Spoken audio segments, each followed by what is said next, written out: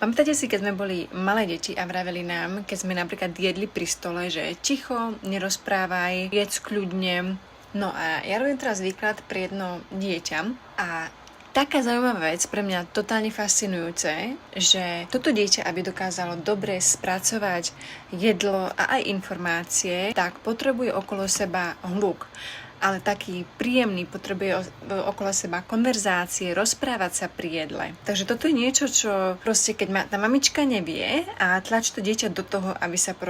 proste bolo ticho, ono sa to môže prejaviť tým, že to dieťa napríklad nemá dobré trávenie. Preto to ja milujem ten dizajn a preto to si ja fakt myslím, že ten human design by sa dokonca mal dávať v pôrodnici s babetkami ako manuál na to daného človeka, čo sa práve narodí, alebo